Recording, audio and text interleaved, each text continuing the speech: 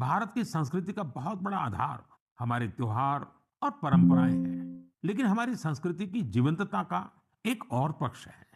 ये पक्ष है अपने वर्तमान और अपने इतिहास को डॉक्यूमेंट करते रहना।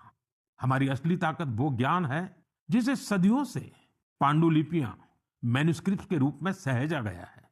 इन पांडुलिपियों में विज्ञान है, चिकित्सा की पद्धतियां हैं, संगीत है, दर्शन है और सबसे बड़ी बात वो सोच है जो मानवता के भविष्य को उज्जवल बना सकती है।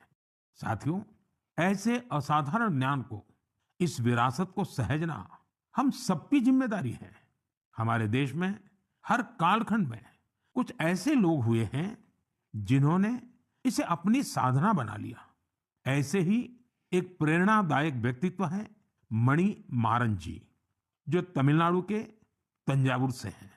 उन्हें लगा कि अगर आज की पीढ़ी तमिल पांडुलिपियां पढ़ना नहीं सीखेगी तो आने वाले समय में ये अनमोल धरोहर खो जाएगी। इसलिए उन्होंने शाम को कक्षाएं शुरू की, जहां छात्र, नौकरी पेशा युवा, रिसर्चर सब यहां आकर के सीखने लगे।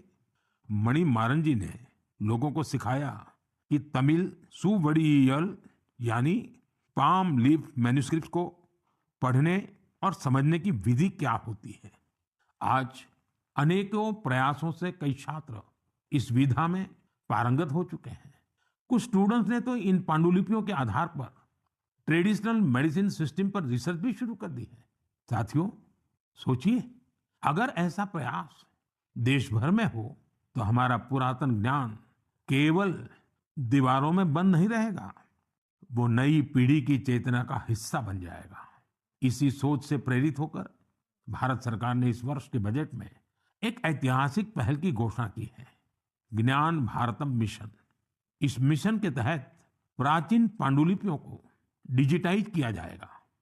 फिर एक नेशनल डिजिटल रिपोजिटरी बनाई जाएगी, जहां दुनिया भर के विद्यार्थी, शोधकर्ता भारत की ज्ञान परंपरा से जुड़ सकेंगे। मेरा भी आप सबसे आग्रह है, अगर आप किसी ऐसे प्रयास से जुड़े हैं या जुड़ना चाहते हैं तो माय गॉव या संस्कृति मंत्रालय से जरूर संपर्क कीजिएगा, क्योंकि यह केवल पांडुलिपियां नहीं है, यह भारत की आत्मा के वो अध्याय हैं जिन्हें हमें आने वाली पीढ़ियों को पढ़ाना है।